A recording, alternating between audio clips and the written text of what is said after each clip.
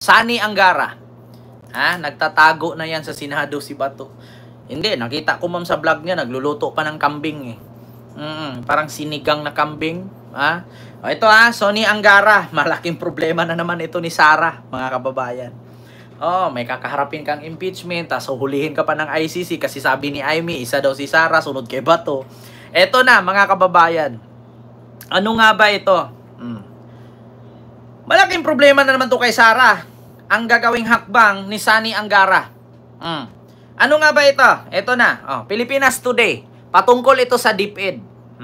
Sabi dito, DepEd, nagsampa ng kaso versus high school voucher program violators. So ano nga ba yung ibig sabihin ng high school voucher program? Yan po yung merong 19,000 ka-estudyante, mga kababayan, na tumatanggap ng scholarship na wala namang katawan. Pangalan lang, walang estudyante, walang katawan. Milyon-milyon po yan. Di ba? Ang pera na yan. Yan po yung high school voucher program na 19,000 ghost student. Ito Bago ko ano yan mga kababayan, dito muna tayo. Ito. Ghost student. Para mapanood ninyo mga kababayan kung bakit na issue yan. Mababawi na ng pamahalaan ng 65 milyong piso mula sa 38 paaralang kabilang sa umano'y maanumalyang senior high school voucher program. Ayon sa Malacanang, hinahabol pa ng Education Department ng 14 pang private schools na umano'y gumamit ng ghost students para maka-avail ng voucher.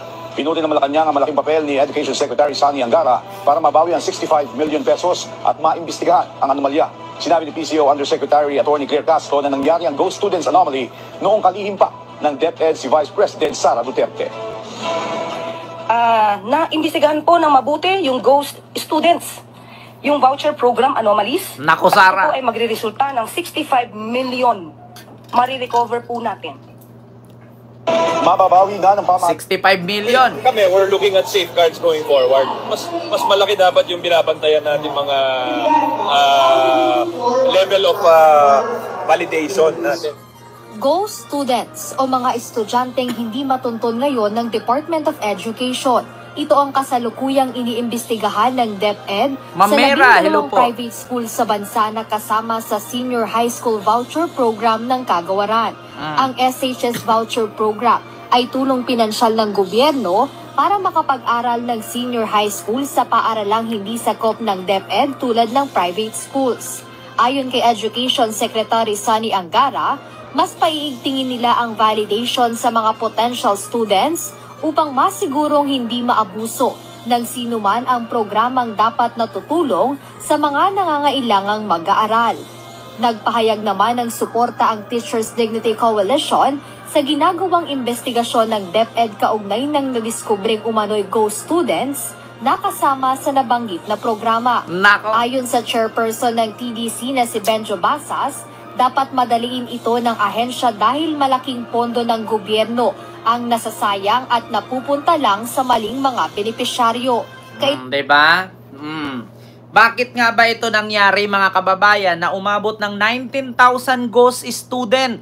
At ito po yung kadahilanan at rason na kung bakit nagkainitan si Raffy Tulfo dito at si Sara Duterte, na kung saan ngayon ang mga Tulfo ay galit na sa mga Duterte.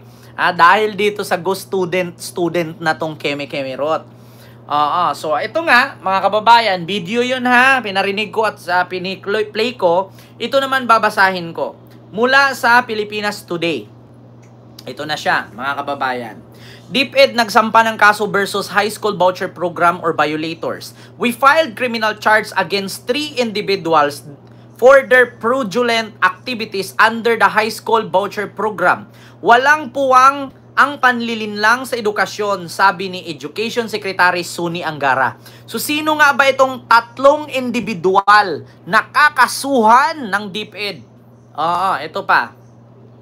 Nagsampa ng kaso ang Department of Education or DepEd laban sa mga lumalabag sa patakaran ng senior high or high school voucher program. Sa isang pahayag nitong Miyerkules, Hulyo 16, sinabi ni Education Secretary Sani Angara na nakatutok ang kagawaran upang mapanagot ang mga sangkot sa anomalya. We will continue to pursue accountability no matter who is involved. Nako, wala daw silang pakialam kung sino ang involved. Nako, Sulaika.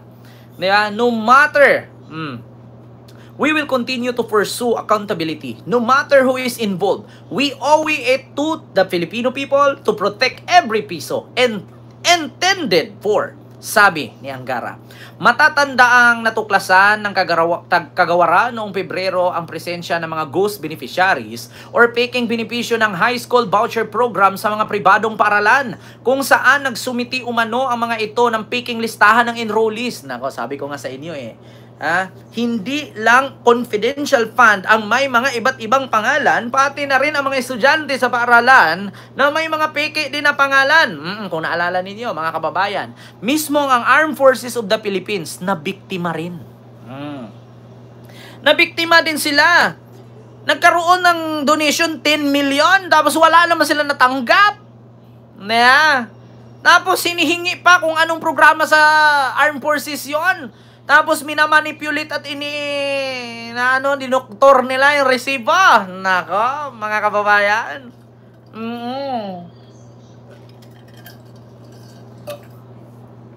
Diba?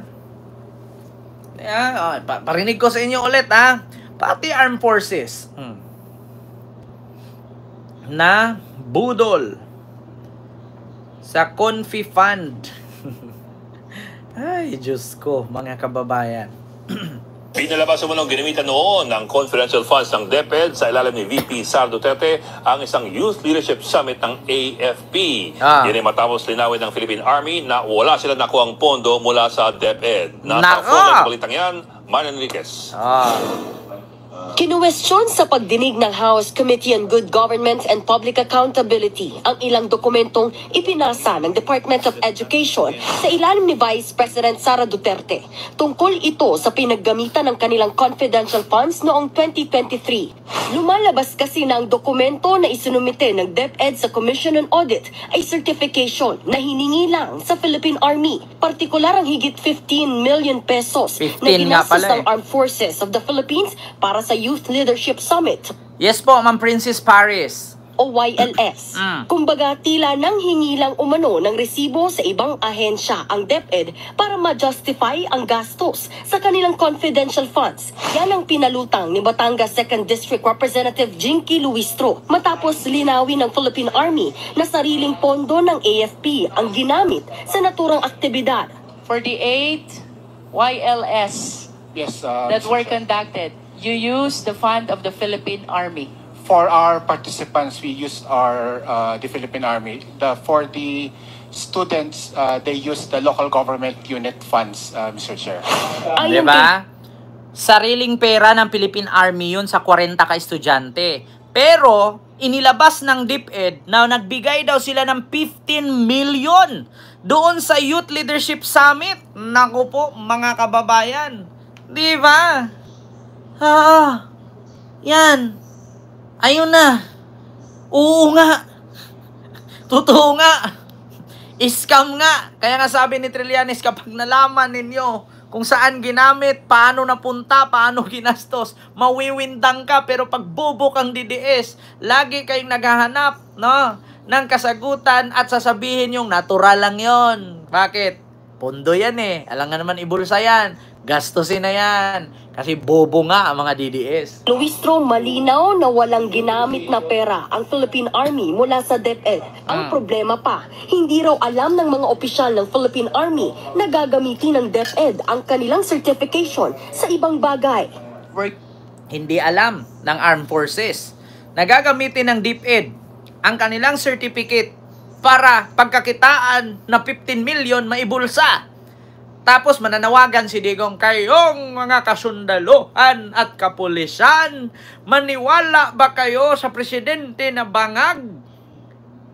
Manatili ba kayong sumuporta na meron tayong presidenteng adik? Okay lang sabihin mong bangag at adik, wala ka namang pruweba. Pero yung katiwalian, pagnanakaw, korupsyon, at kasinungalingan, hindi mo maitanggi yan. Bakit, Digong? Nandyan ka ngayon at wala ka dito, ibig sabihin totoo na ikaw ang bangag. Diba? Diba? Sasabihin, magrevolusyon tayo. Ano tayo, people power tayo, mga kasundaluhan, kapulisan, pinataas ko. Sabi ba ni Bongo nung hinuli si Digong? Doon sa may, di ba, naalala nyo nung hindi papasukin si Bongo, si Hanilit at saka si Ipe? Sabi ni Bongo, baka nakalimutan ninyo, mga kapulisan, nakatulong din si Tatay Digong sa inyo. Pinataas ang mga sahod ninyo. Akda ni Trillanes yon. Pagpapataas ng sahod ng sundalo, uniform personnel, mga government official, at mga teachers. Hindi akda ni Digong yon. Pumirma lang si Digong. Nalala nyo, sabi ni Bato, sinisipan niya yung mga kasundaluhan at kapulisan. Wala kayong awa, matanda na yon, kinulong ninyo, baka nakalimutan ninyo. Pinataas ni Tatay Digong ang sahod ninyo. Hoy, kay Trillanes yon, Bongo. Ikaw nga, gala ka ng gala dyan dahil sa malasakit. Hindi mo naman pera yan. Pera naman ng Pilipinas yan. Bongo. Hindi pinasok sa Villamor Airbase. Ito sana magsalita siya dito at marinig ko. Ito Gutom na raw. 250, di ba? Andyan sila.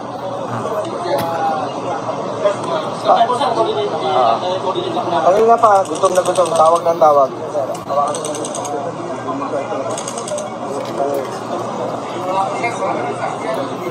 Pagkain naman to eh. Paano lang, pabigay lang. Pakiabot lang ka lang ha. Ay, pagkain ba?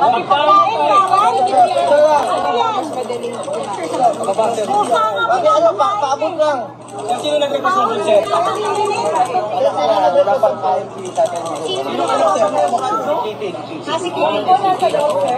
Tawa niya, nanay, hello, kaibigan. Siya po, ay gutom na raw. In hindsight, tama mo ba na umuwi pa siya ngayon? Gutom na raw. Sino, sir? Sino? Bakit ho hindi niyo po? Gutom na raw. Ay, zero, di ba? Andyan sila. Kami ngayon Gutom na raw. Yung magnotaryo, yung notaryo public. Pero papasokin ako siya. Kung ano daw siya, yun lumabas sila daw siya papasok siya. Sila lang. Sandali lang. Sandali lang, may usapan naman tayo.